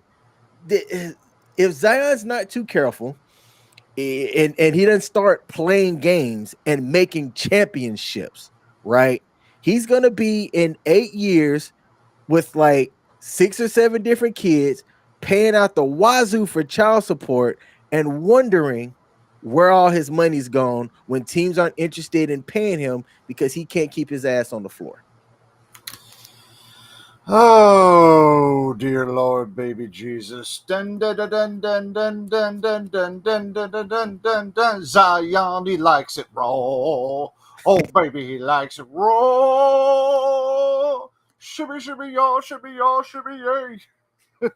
Give me some Nikes and I'll just get me pay. Oh, my God almighty. This is what we were talking about earlier about the maturity of some people out there. Baby mama drama is nothing that a professional athlete has not faced in the past. I mean, for crying out loud, Antonio Cromartie turned that into a second career with his own reality TV show. Boy, you need to keep that stuff in your pants. And you know what the sad thing is that Zion Williamson, coming out of Duke, everybody thought he wouldn't be susceptible to the Duke curse. And a lot of people know what the Duke curse is, where this great talent never comes out and he's going to transform the league much in the same way that Grant Hill, Elton Brand, oh God, there's several of them that came out. Bobby Hurley, I can talk about. The great college players that are just going to do great in the NBA and then just end up messing that whole thing up because they ain't got Coach K anymore to get them. Man, Zion, you are doing the Jordan Brand to shame. My cousin signed you. And I ain't gonna lie. I think I told you about this before. My cousin is the vice president of sports marketing over in for the Jordan Brand. And Zion was the catch of all catches. He was supposed to be the next one. Now he's turning into a dud, and his off the court is now turned into more of a situation than his on the court is, because he hasn't been on the daggone court. The man can't stay healthy enough. He's 6'6", 200 some odd pounds. It was explosive like Charles Barkley was, and this boy is being more explosive inside a woman than he is on the basketball court. Man, if you're going to shoot your shot from the free throw line. Don't shoot your shot from somebody from behind. That's all I got to tell you, Zion. You're muted, buddy.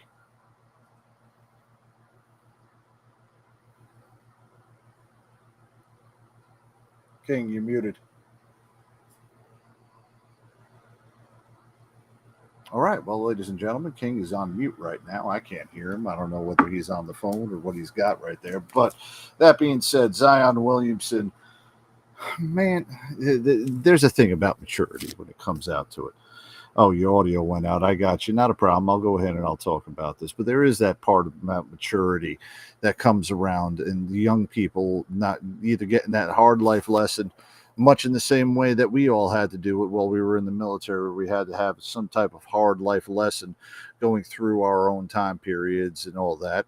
It's just the fact that it's amplified because in the modern day society, athletes are considered more of a celebrity than even celebrities will ever be. More people know who Lionel Messi is around worldwide than they know about, the greatest actors that are out there. Sports has been substituted now as a celebrity status, and in that same way, your privacy is not going to be respected in the same way that paparazzi don't respect the privacy of others. We take that for granted, but that's also the price of fame, and that price of fame is going to cost everybody from it. No matter how great of an athlete you are, you're going to have to guard yourself even more of it. For crying out loud, look what happened with Michael Jordan. Michael Jordan kept himself completely private and then kept everything out, but then certain things came out about him and the stars diminished. Knowing daggone well that the greatest athlete in the entire world had some unsavory types of betting that was going on while he was playing in his first stint in the NBA, he never thought that it was going to come out, but it did come out. Same thing has happened over and over again. The only athlete that I could truly say that has ever had any type of control over his own personal life and kind of did that the right way was Derek Sanderson Jeter. And even then, there was people that were talking about him dating all of these women and doing other things like that. But at least he was mature enough and had the sense of mind about him to keep everything going on the field instead of him going on through that one. King, you back on with us, buddy? All right, I guess, King, you're still muted right now, bud. Don't know what the heck's happening. Oh, my goodness gracious. Yeah, buddy, I can read lips, but those are not the type of lips that I read. I read those other kinds, and those are my wife's. And she's usually just calling me an asshole. That's what I see out there. But I got you on that. And as King's keeping going on, I'm going to take a little bit more as far as your comments that are out on here. We got David Cunningham saying that Blake Griffin is paying his baby mama $32,000 a month. That is ridiculous. And we got that from there. Now, looking at it as well, Matt Leinart's paying $15,000 a month. That is another absolutely ridiculous type of thing. For those of you that were in the military and decided to go raw on that stripper that you met over at the night before, I know daggone well that you all ain't paying $15,000 a month for the baby drama, but you all had that money taken out of your daggone paycheck on a court-ordered child support. And look, it happens. It happens. Some people make it. That's why the phrase young, dumb, and full of cum has come out from there. And it's been a popular type of thing. People do not think with their head. They think with that little head that's underneath our pants belts. So once that happens, those types of things come out there, and it ends up getting us from that. Bryn Cameron, I don't know who that name is right there. David Cunningham, if you don't mind, you put that inside the text. I don't know what the person's name is. Maybe that's the one of the Blake Griffin's or Zion Williamson's baby mamas. And as King's rebooting right now, we're keeping going from that one. But look, one other thing I also want to talk about, and if you guys are in the chat, I definitely want to hear your opinion about this. As we're moving on a little bit later into the summer, going into the summer, a lot of us, our schools are out. But another thing that also happens around this time is the transition from all of the sports going into one major sport during the summer. As you all know, the NBA Finals right now, the Denver Nuggets are up 3 games to 1, with the possibility of closing out the NBA season tomorrow. The Yep, we got you back, King. That was man, I don't know what was going on. I went into a whole spiel about athletes and them tricking off their money, and I don't know if anybody's heard anything. Uh uh uh Nah, brother, I don't think yeah. we did, man. Everybody was, Oh man, it was a yeah. rant and it was good. Oh Oh man, man. we gotta put some voodoo on your we got to get some voodoo done on your what's it called, on your daggone computers, man. We're gonna take Yep. your computer. We're gonna take Kaz's computer. We're gonna go take it to a witch doctor. Do a little ooh ee ooh ah ah ching chang walla walla bing bang on both of y'all's computers. Get y'all's computers straight. Then have CQ go ahead and put up the programs. Get it started. We need to, like, CQ needs to do, like, a live stream class or something Actually, like that. uh That would be oh a good idea somewhere down the road. If, I don't know, a certain organization had CQ and a couple other people, do a class on OBS. Wouldn't that you think would so, be a good King? idea. Somebody needs Yeah, to make that happen, coach. Yeah. I don't know. Somebody needs to make that happen sometime down in Somebody the needs to future. make that You know what I'm happen. saying? Yeah, no. So I'll try and do a quick recap. Yes. So Brian Cameron is the baby mama of Blake Griffin and Matt Leiner's kid. The fact that she's getting 47,000 a month in child support, and that's tax-free money too, to me is just, that's ridiculous. I said essentially that's what I make in a year. She gets that in 3 months just for having kids, right?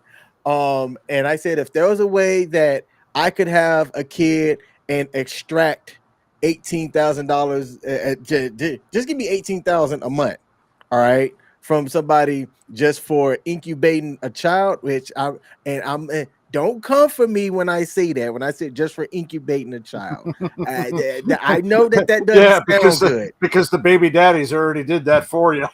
It doesn't sound good, right? Yeah. But to me, that's ridiculous. I will never understand some of our laws, and it doesn't make sense to me. But hey, just shout out to the people that's able to do it, right? Um, Brand Cameron, she also played. I know she played college. I want to say that because that's how her and Matt Leinart knew each other. I think she played basketball at USC, and I think she was in the WNBA for a minute as well. So she's a athlete. I don't know what she does now, but I know she gets about $47,000 a month from She should be. you She know should be a two mother. different people, and everything like that. But yeah, um, I think that that's all that I had on that. Zion Williamson is an idiot, right? And look, I'm not gonna feel bad for him. I don't know if y'all heard me say I'm not gonna feel bad for him when in 8 years he's got 5 kids total. He's paying $65,000 a month in child support. But oh, did you hear me talk about um Dwight Howard and his contract incident? No, I have not, buddy. Y'all missed that too. Oh my goodness. Yes, Okay, buddy. so all right. I'm going to run this back. There's a correlation that I said in which Dwight Howard was bitching about the team that he's playing for in Taiwan. He had a 30 plus point, 15 plus rebound season for this team over in Taiwan, in which he was dominating this past year, which was his first year playing overseas. Well, the team has revised his contract offer, and Dwight's not happy about it. But what the team owner said was that, hey, if you play in all of the games with the performance, then you will find that your contract is more than what you made in the first year. And I was saying that Zion's going to, I mean, Zion's got all this money now, right? But if he keeps tricking off 25,000 here, the lady that went online to blast him had 3 different um wire transfers. One was 25,000, one was 20,000, one was like 15,000, right? And we don't know, or she didn't show when those wire transfers happened.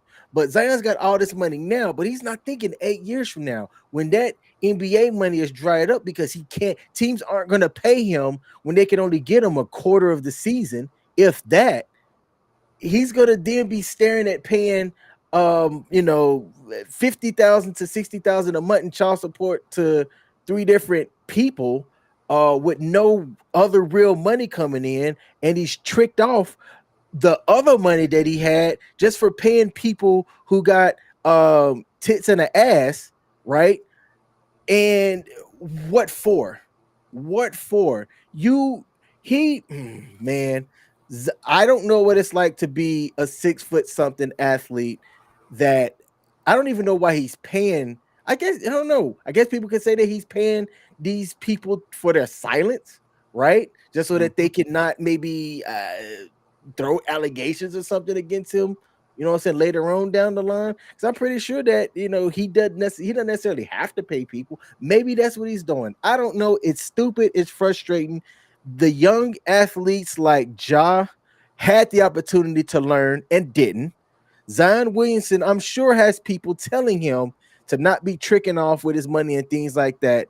But I mean, the way that this Instagram model put him on blast, I don't think that he's going to learn. And I wouldn't be surprised if another person comes out and say that Zion's been, throwing cash for ass and things like that. Ooh, that rhyme. I didn't even intend it on that rhyme. Mm-hmm. Yeah. But yeah, she's got the receipts. I was trying to show what she had before I realized that my audio wasn't working, and I'm gonna see if I could bring that up. And I guess we can still talk about Travis Rudolph. We'll be a little bit past time today, but we're gonna end the show with the Travis Rudolph story and go from there. So let me go here. Mm-hmm. Let me bring this up so that I can say, hey, I'm showing what she put down, in which she had the text messages. If you go to her Twitter page, it's there. And then here it is right here. This is what I want to show. So I'm gonna share my screen here. And it's Twitter share. Okay. So this is one wire transfer of 25 grand. Okay. And if you she also didn't bother covering up the pictures and stuff at the bottom. And I'm glad y'all can't zoom in. There's one of her butt booty naked. Great. So that's at March the 9th. This other one is a wire transfer of $10,000 from Zion Williamson. Okay. And then this last one here that she posted in the same was 20 grand. And she posted this just yesterday. Look at this, 1.9 million views. All right. Of people that have learned her name and came to see what she was talking about because she decided to blow up the spot. Right. And she writes this message after blasting him on Wednesday. Thanks for the gifts you gave me last week. Not sure why you wanted to make me upset again. It's all good. You have the responsibilities now. You would be mad too if your 107K monthly allowance may have to be cut because of a trap baby. And no, I'm not posting all the receipts off this. So she just said that Zion was giving her about 100K a month total. I don't know if that's like, hey, he's paying for so that Air Jordan money he's getting. Anthony, you got to do like something. But man, hey, so now, I'd be mad too. I'd be mad if my cash cow wouldn't had a baby off of somebody else, and now I might have to pull. The person might have to pull back the reins a bit because of something that didn't have to do with me. Yeah, I'd be mad too. $107,000 a month allowance because of ass and titties, man. The coach, oh my goodness, I will never understand it. I'll never get it. I don't get it either, man. But we're not in that position, man. And that's what happens when your immaturity comes around and you start thinking that you are unstoppable. For crying out loud, that's we when you get all that money, you get all that fame, you get all that power, the maturity is not commiserate to what you actually have the responsibility for, and you think that you're untouchable. That's what ends up happening. you end up getting touched, and that touch becomes a public thing out of there. And let's just be quite honest here. Why are you messing around with somebody that sells pictures of their butthole to their friends? Let's be quite honest here. I mean, OnlyFans is just a regulated pornography. That's basically what it is. Yep. Let's be quite honest here. Show me a picture of your butthole and we'll spend $20. Yeah, okay. That's what we're doing right there. We're regulating pornography. Yep, David Cunningham said Sean Kemp's the NBA alimony king with 11, not 11. We're going to say 11 kids. And Charles said he's definitely not thinking long term. Hey, look, in 10 years from now, if Zion doesn't shape up, he is going to see. I mean, look, all right, if you have an athletic ability, then you can do what LeBron James has done and took his career seriously, right? Look, I don't know what LeBron James' personal life is like, right? On appearance, it looks as though he has a solid family foundation. He spends his money to keep his health up so that he can have a long career in the NBA. And you don't hear him having, side pieces and things like that. And look, I'm not trying to be the ethical police guy here. What I'm trying to highlight is that you have an opportunity, right? If you were to go out and have 6 kids and have it by 6 different people, like I don't know, Nick Cannon. If you want to go out here and be Nick Cannon and you've got the wealth to do it and everybody's on board, I have my gripes about that because now you're not having.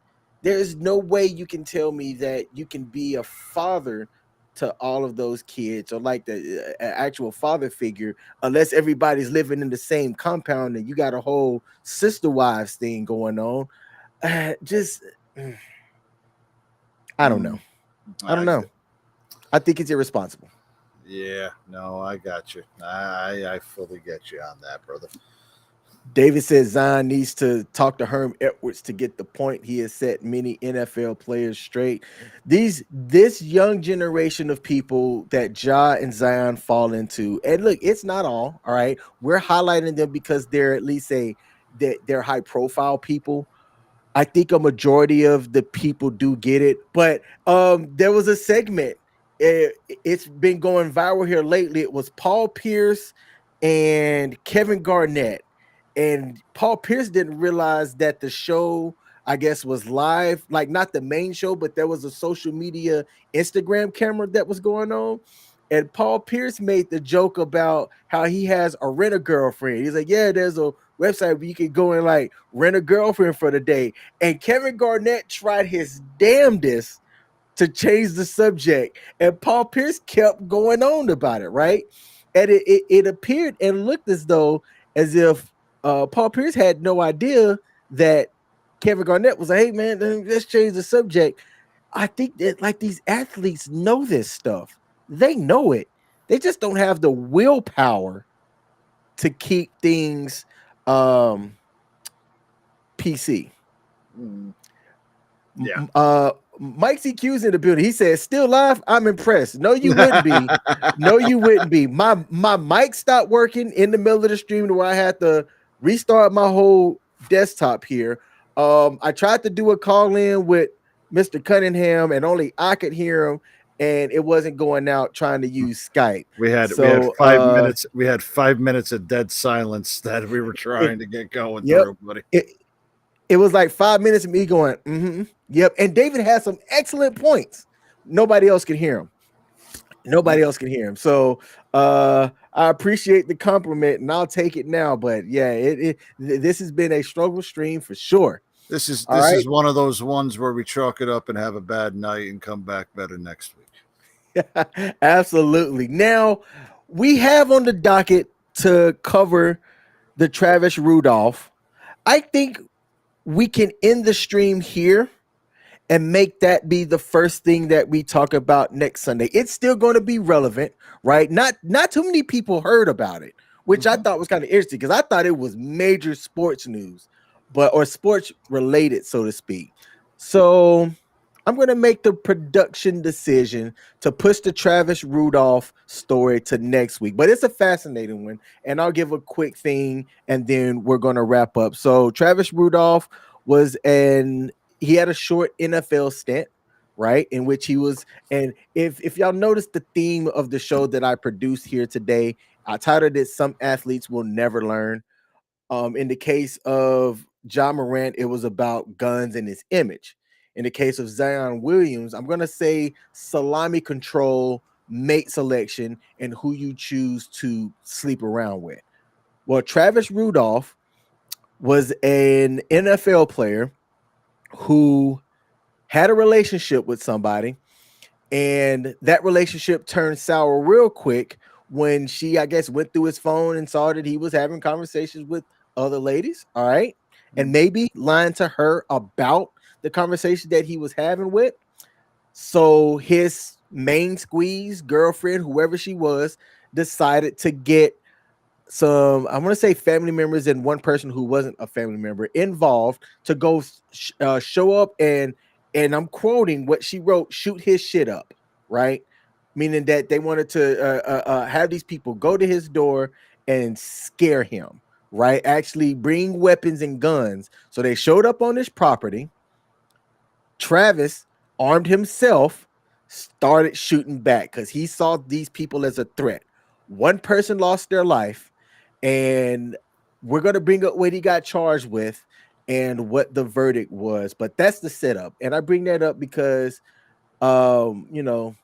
it also has to do kind of similar to Zion in like mate selection and just how you're moving in general, right? If you move reckless, then your life could end up being reckless because of it. And we're going to end on that note. Coach, Yo. close out the show for us.